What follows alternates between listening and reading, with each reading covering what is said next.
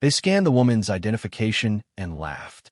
It was not a cruel laugh, not yet, but the easy, dismissive sound of youth convinced of its own permanence. Corporal Miller, barely 20, slid the plastic card back across the Durasteel counter. His partner, Specialist Chun, leaned over his shoulder, a smirk playing on his lips. "Ma'am, you sure you're at the right place?" Miller asked, his voice laced with the patronizing tone one reserves for a lost grandmother. "This is Kalis Air Base.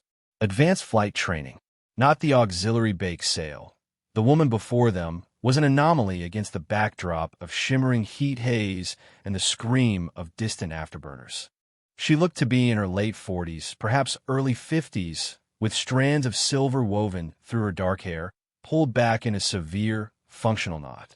The lines around her eyes were not from smiling. They were maps of fatigue and concentration, etched deep into her skin.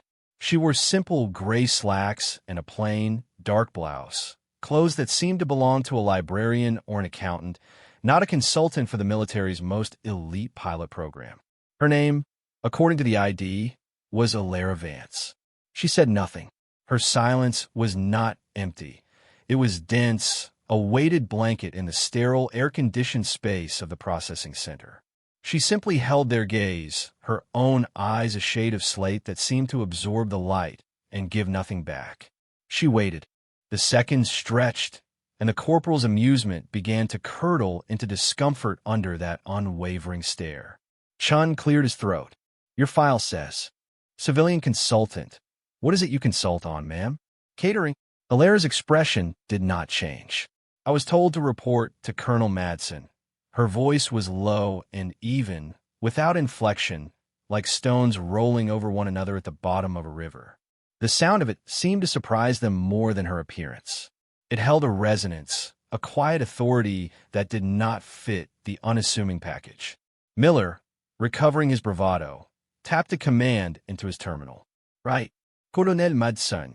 Let's see." He squinted at the screen, then shrugged, the last vestiges of his humor draining away.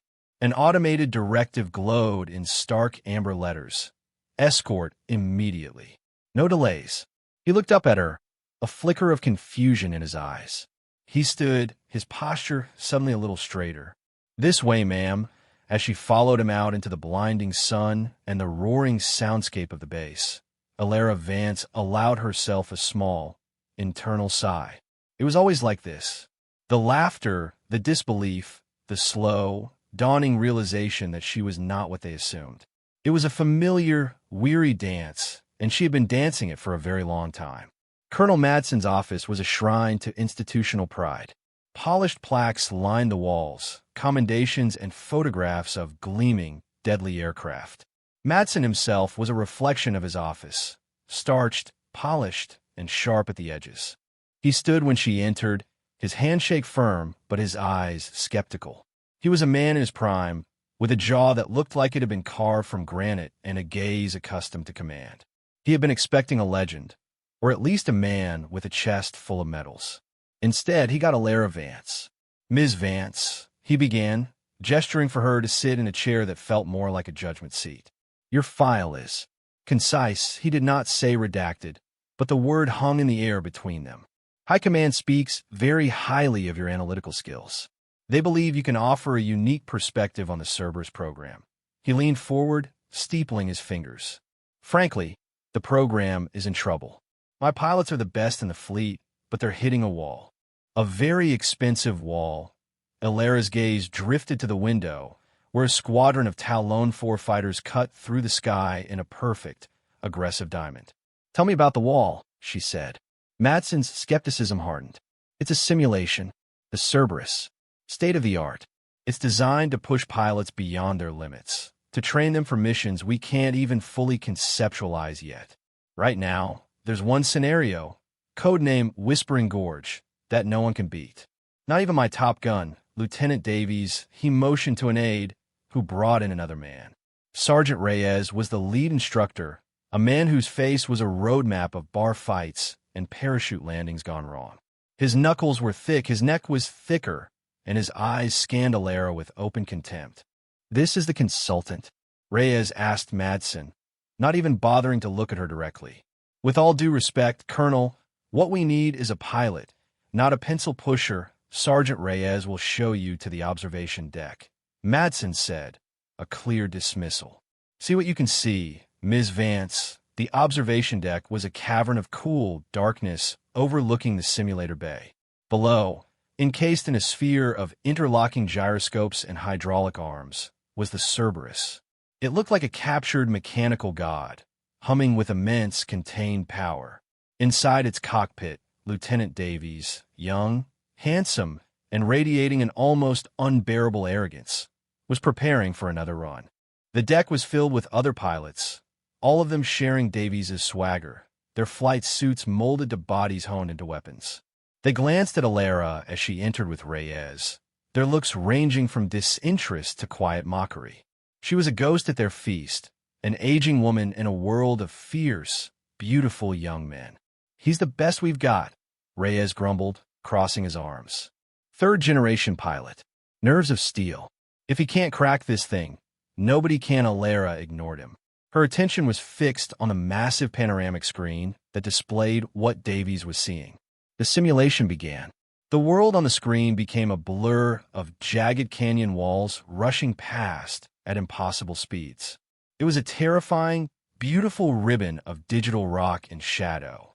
Red threat indicators bloomed on the heads-up display like deadly flowers. Davies flew with aggressive precision, his reactions flawless, his movements economical. He banked, he rolled, he unleashed flares. But the canyon was alive. The turrets weren't just firing. They were thinking, anticipating. They laid traps of plasma fire, forcing him into narrower and narrower channels. A low, insistent alarm began to sound. A new threat, a gravitational anomaly, pulsed ahead. Davies tried to power through it, a classic fighter jock response. It was a mistake. The ship shuddered violently, alarms screamed, and the screen flashed crimson before going black. Simulation failed, a calm, synthetic voice announced. A string of curses erupted from the cockpit's comms. Davies had failed again. Reyes slammed a fist on the console. "Damn it. Same spot. Every time," the other pilots murmured, shaking their heads. They had all tried. They had all failed. Throughout the entire run, Alara had remained perfectly still. But she had not just been watching. She had been flying. In the quiet theater of her mind, her hands had been on the stick, her feet on the rudders. Her eyes tracked the movement of the canyon, not as a threat, but as a current. She felt the subtle shifts in the AI's logic, the way it used the pilot's own training against them. It was a predator, and it knew its prey intimately. It knew the regulations, the standard evasive maneuvers, the ingrained instinct to meet force with greater force. Private Jenkins, a young tech monitoring the biometric data feeds, noticed something odd. He glanced away from his own console toward the quiet woman in the corner. While the other pilots tensed and flinched with the action on screen, her posture was one of absolute calm. Yet he saw it. The tiny, almost invisible tightening of her fingers, the minute shift in her shoulders as she mentally banked with the ship. Her breathing was slow and even, but her eyes were moving faster than anyone's, darting from the main view to the energy readings to the topographical map, processing it all in a seamless, silent flow. He saw her gaze lock onto a patch of empty rock on the canyon wall, seconds before a hidden turret emerged from it. She knew. She had known it was there. Jenkins felt a strange chill crawl up his spine. He looked back at his screen, at the official record for one Alara Vance. Logistics and tactical analysis. It felt profoundly, impossibly wrong. For 2 more days, she watched. She watched Davies fail. She watched 2 other top pilots fail. Each time, the Cerberus seemed to learn, to grow more cunning. It was adapting faster than they could. The atmosphere in the facility grew thick with frustration. Colonel Madson's polished composure began to crack under the pressure from high command. He summoned Alara to his office again. The politeness was gone. "Ms. Vance, I've had you here for 48 hours, he said, his voice tight. "You have contributed nothing. You've spoken maybe a dozen words. My men are starting to think this is some kind of joke. I'm starting to think they're right. I need actionable intelligence, not silent observation. Ilera met his glare without flinching. The simulation is flawed, she stated simply. Madson scoffed. Flawed how? It's the most advanced piece of technology in the fleet. It's too predictable in its unpredictability, she explained, her voice still low and even. It knows how a pilot is trained to think. It presents a problem, and it anticipates the standard solution. Every pilot you have is trying to fly against the storm.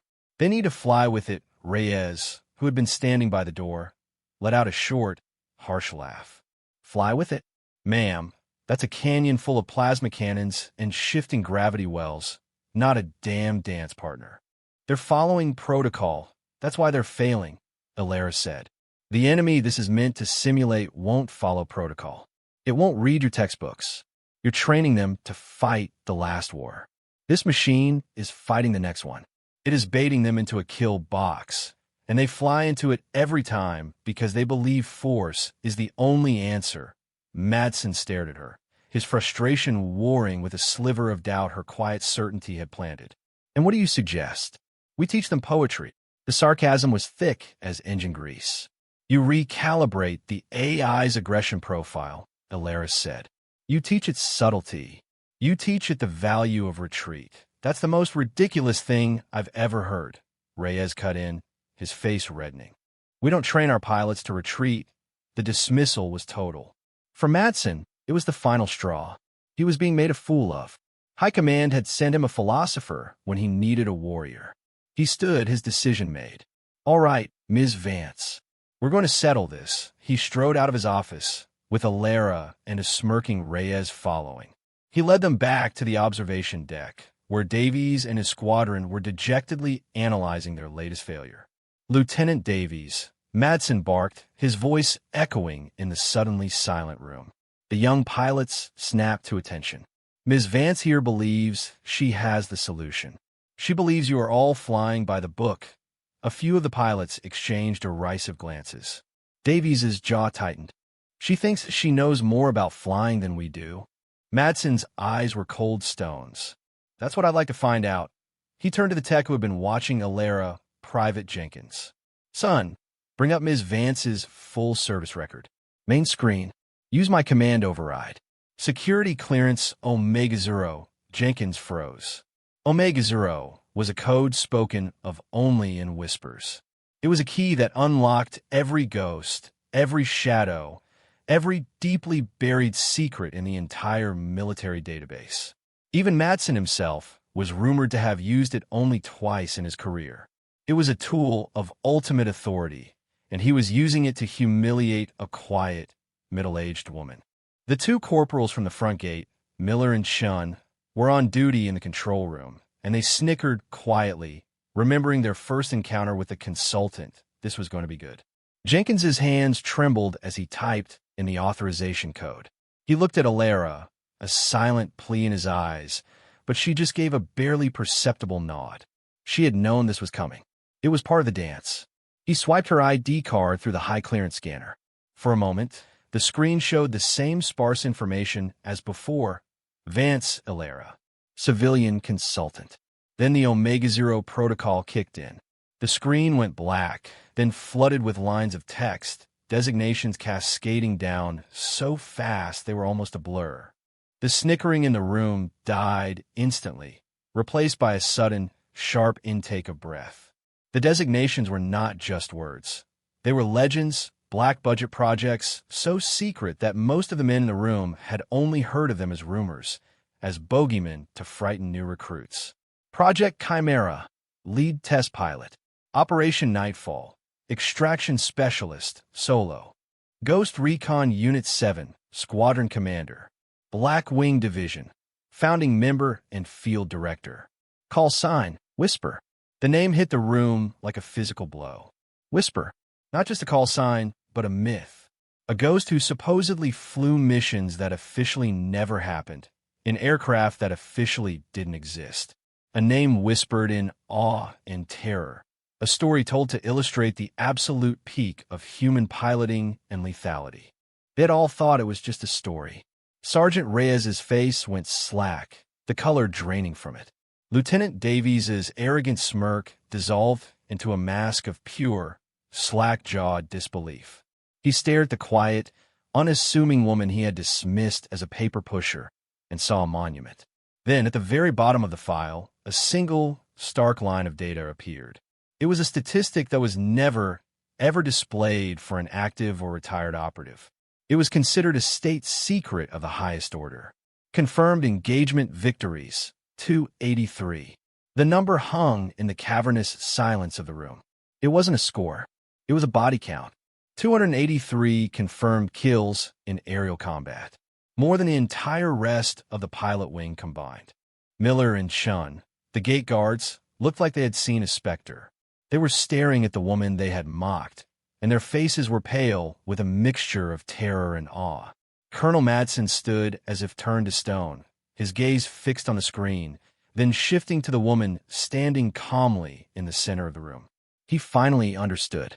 High Command hadn't sent him an analyst. They had sent him the master, the architect of the very doctrines his pilots were failing to overcome. The silence was broken by Alara's voice, still quiet, still even, yet now it carried the weight of all 283 of those victories. "May I?" she asked, her gaze on the silent, waiting Cerberus simulator below. Madson, unable to form words, just gave a short, jerky nod. Alara walked past the rows of stunned pilots. They parted for her as if the floor had split open, their eyes wide with a respect so profound it bordered on fear. Lieutenant Davies instinctively took a half-step back, his youthful arrogance completely shattered. She didn't look at any of them. Her focus was entirely on the machine. She descended the short flight of stairs to the cockpit entry. Her movements were fluid, economical, betraying a familiarity that transcended mere training.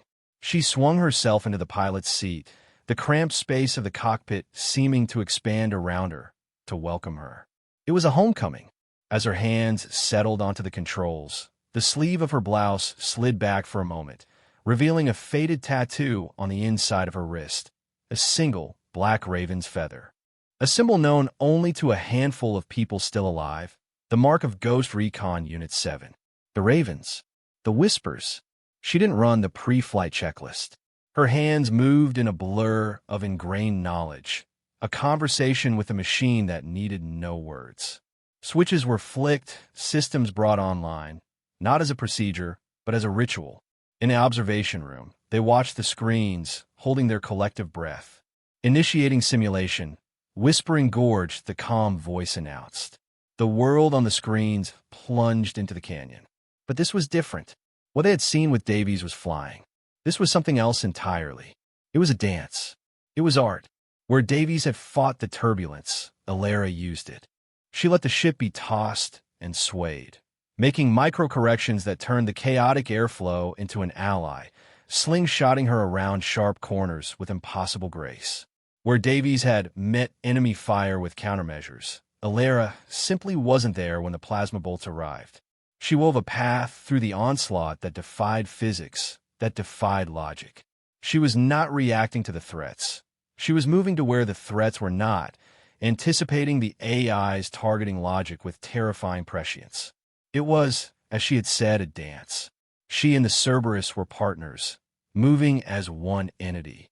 The machine was not a tool in her hands. It was an extension of her will, of her very soul. Sergeant Reyes, a man who had seen everything, was leaning forward, his hands gripping the console rail, his knuckles white. "God Almighty," he whispered, the words of prayer. Lieutenant Davies watched, his face a canvas of humility. He was seeing everything he thought he knew about flying dismantled and reassembled into a form he could barely comprehend. He had been trying to conquer the storm. She had become it. When she reached the gravitational anomaly that had destroyed every other pilot, she did not try to power through it. She did the unthinkable. She cut power to the main thrusters.